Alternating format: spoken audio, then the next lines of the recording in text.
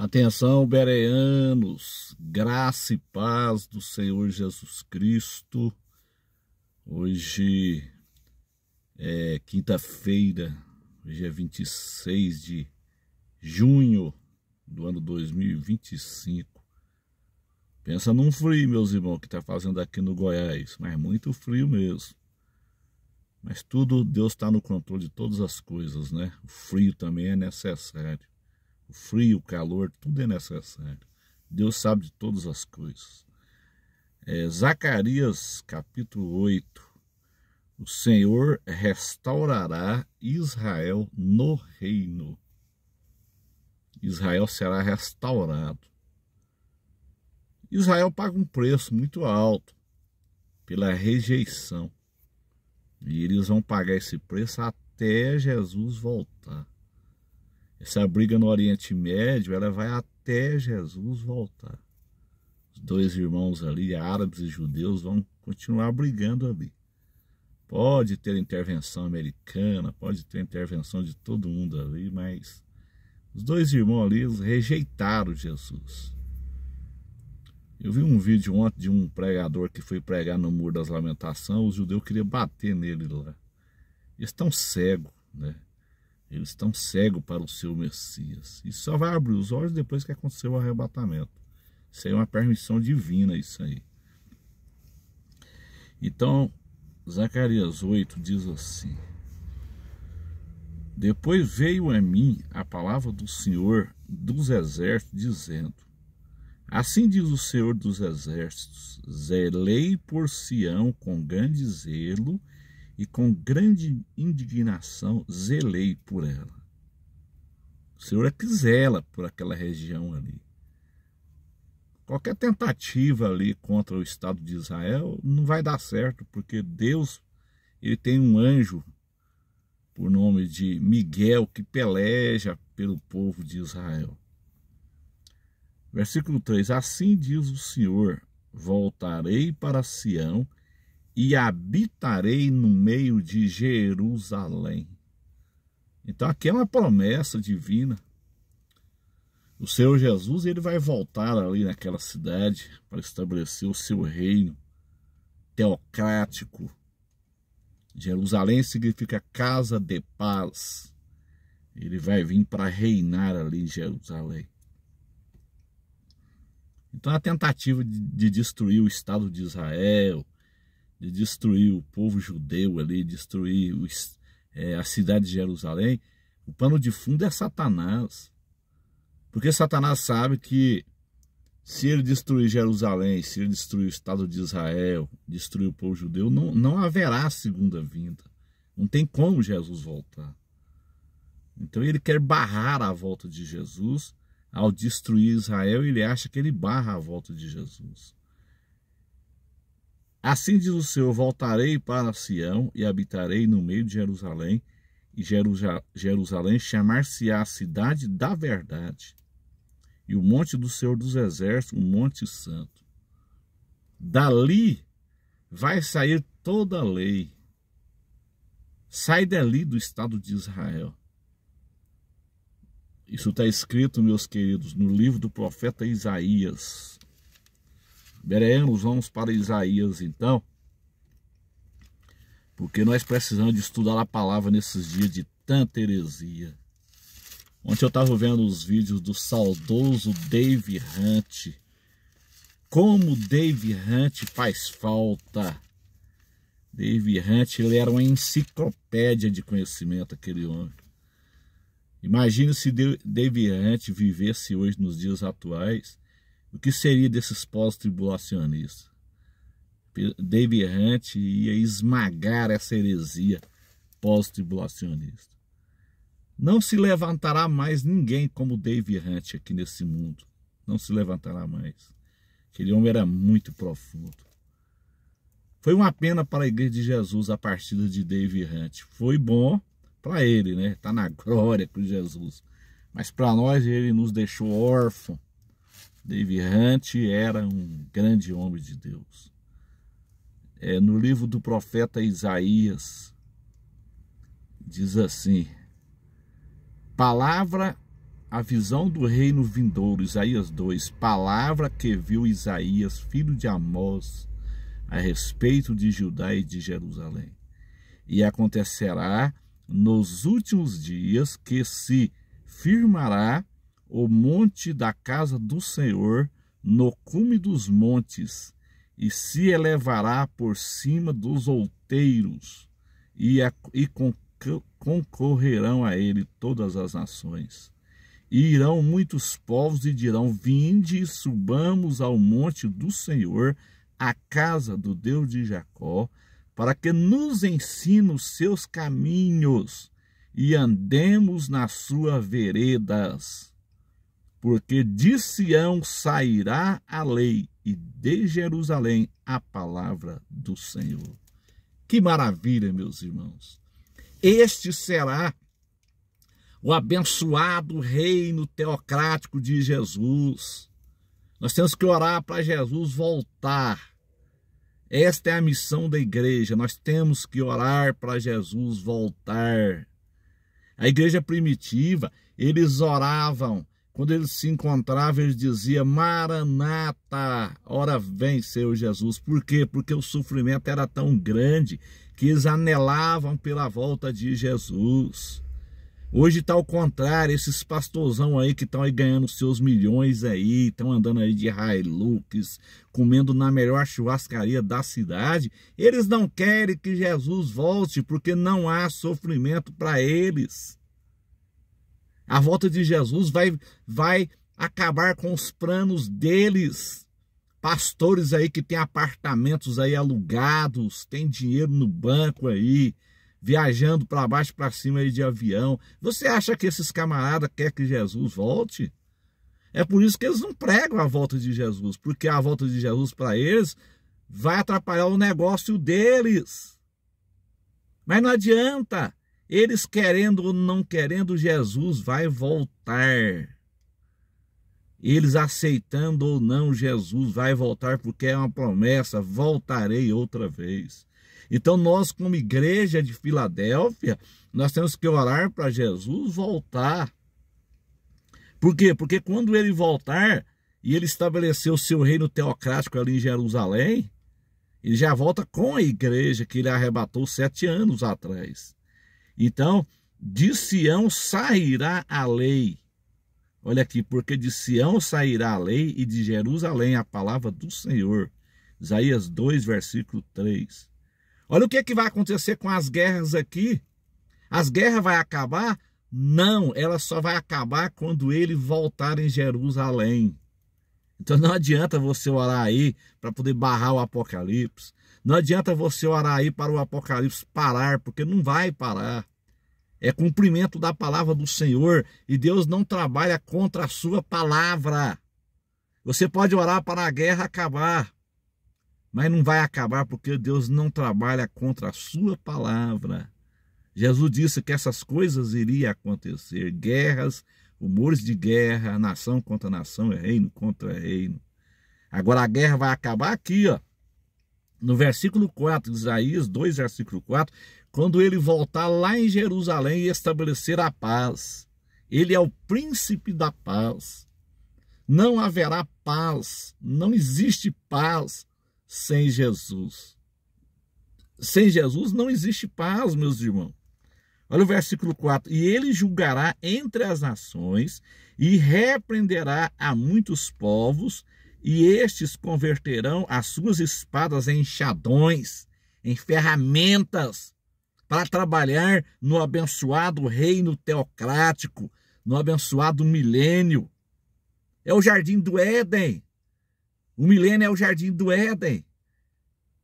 Os planos de Deus não são frustrados. Da mesma forma que começou, termina. Ele começou com o jardim do Éden, ele tinha comunhão com os homens, ele passeava no jardim do Éden, ele conversava com Adão. Jesus vai estar conosco no milênio, conversando conosco, passeando conosco no milênio. Olha aqui. Satanás, ele colocou lá a colher de pau dele no meio, lá quando ele derrubou Adão e Eva. Ele achou que ia frustrar os planos de Deus. Não. Ninguém frustra os planos de Deus. Quando Deus tem um plano, Deus cumpre, até mesmo para a sua vida, é uma aplicação para a sua vida, meu irmão. Se Deus tem um plano para a sua vida, ele vai cumprir esse plano. E diz assim: e ele julgará entre as nações e repreenderá muitos povos, e estes converterão as suas espadas em enxadões, ferramentas para trabalho, e as suas lanças em foices para trabalho. Uma nação não levantará espada contra outra nação, não haverá mais guerra, nem aprenderão mais a guerrear. Não existe mais isso no milênio. Vinde à casa de Jacó e andemos na luz do Senhor. Não haverá mais essa ganância pelo poder dos homens. Os homens gastam milhões aí com esses mísseis. Quanto custa um míssil desse? Para jogar nas pessoas, para matar as pessoas? Isso é o orgulho, a soberba humana. Dinheiro que poderia ser gasto em obra social. Dinheiro que poderia matar a fome de muita gente no mundo todo. Na África, na Ásia. Para vocês terem uma ideia, no Nepal, que é um dos países mais pobres do mundo, as pessoas vivem com $1 por dia. Quanto que custa $1? R$6. E esses camaradas gastando dinheiro com bombas, com mísseis. É muita injustiça, meus queridos irmãos. Jesus vai vir para estabelecer o seu reino de equidade na terra. Equidade quer dizer tratamento igual para com todos. Então, voltando aqui para Zacarias 8. Zacarias 8, versículo 3. Assim diz o Senhor: voltarei para Sião e habitarei no meio de Jerusalém. E Jerusalém chamar-se-á a cidade da verdade. Hoje há muita mentira no mundo. Há muita covardia no mundo. Então Jesus é a verdade. Ele vai voltar para Jerusalém, a cidade da verdade. E o monte do Senhor dos Exércitos, o Monte Santo. Vai ser bênção, meus irmãos. Vai ser maravilha o reino teocrático. E nós temos que orar para que esse reino venha. Vamos orar para que esse reino venha. Quando você ora, por exemplo, a oração do Pai Nosso, o que é a oração do Pai Nosso? A oração do Pai Nosso, Jesus fez essa oração. A oração do Pai Nosso é o cumprimento no milênio. Quando ele diz: Pai Nosso que estais no céu, santificado seja o teu nome, venha o teu reino. Então, quando você ora, venha o teu reino, você está orando para o reino de Cristo vir para a terra.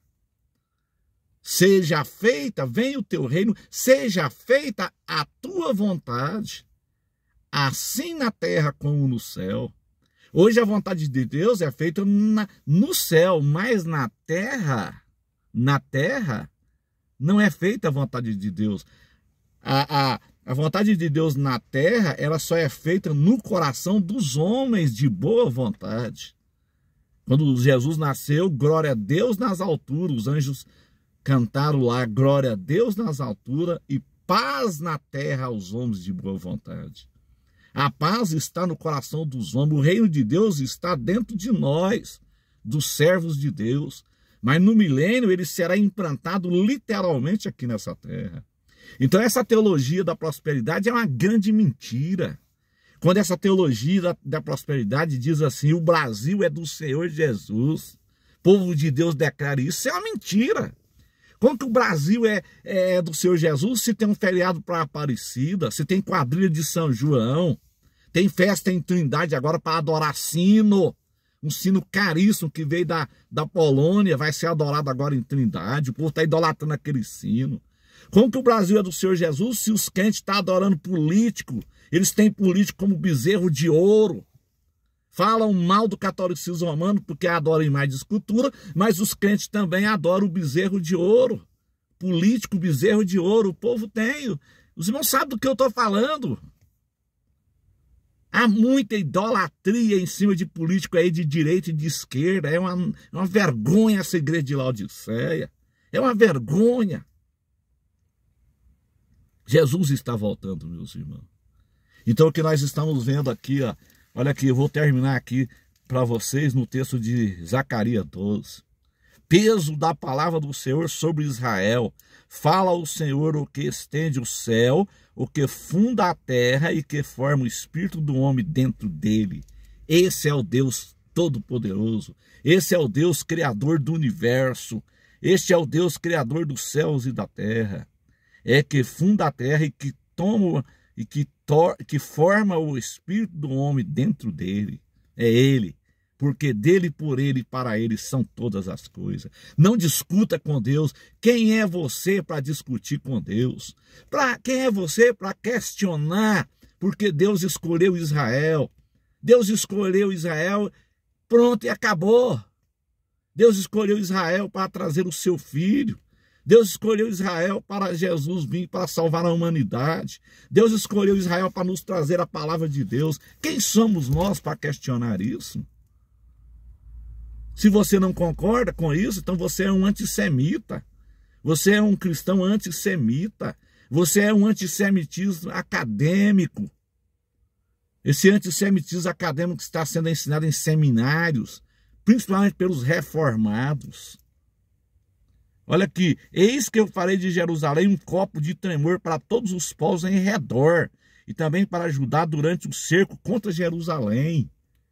Sabe o que é isso aqui?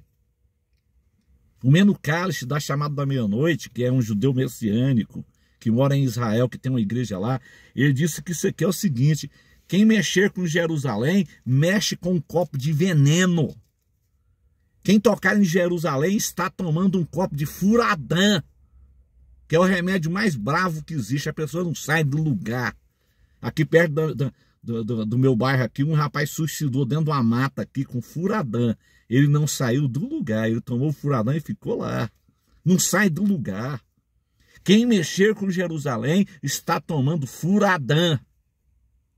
Olha aqui, ó. E acontecerá, versículo 3, e acontecerá naquele dia que farei de Jerusalém uma pedra pesada para todos os povos. Quem tentar mover Jerusalém vai estar mexendo com uma pedra pesada.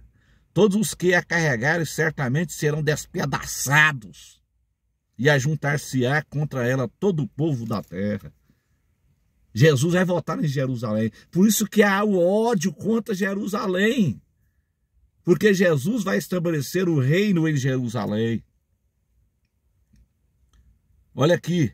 Naquele dia, versículo 4, diz o Senhor: ferirei de espanto a todos os cavalos e de loucura os que montam neles. Mas sobre a casa de Judá abrirei os meus olhos e ferirei de cegueira a todos os cavalos dos povos.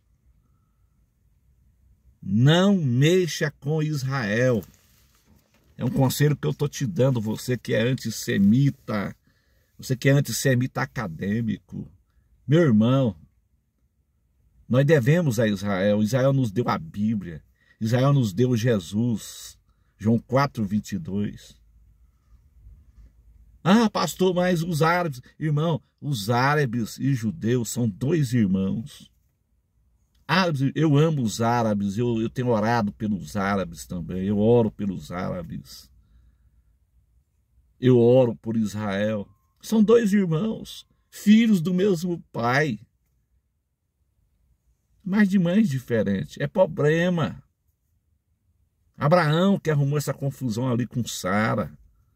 Foi Abraão e Sara que arrumou essa confusão.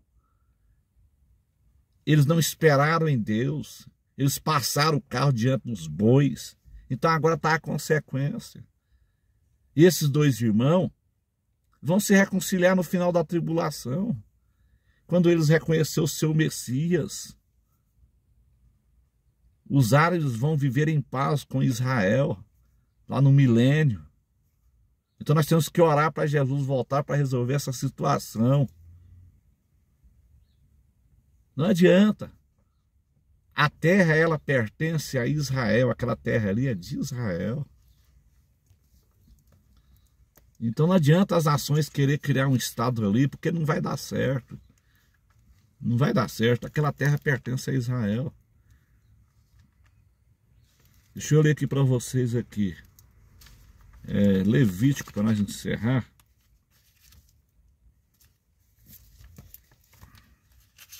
Levítico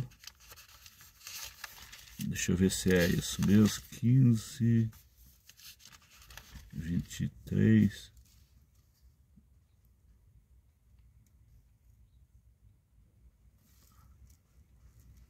Ou é 15, 24, deixa eu ver aqui. Ou é 23, 24.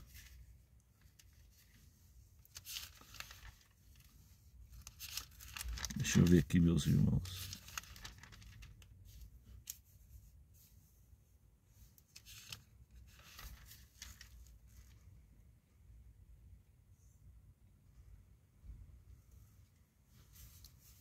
Eu não me lembro mais do versículo, meus irmãos, tem que pesquisar aqui.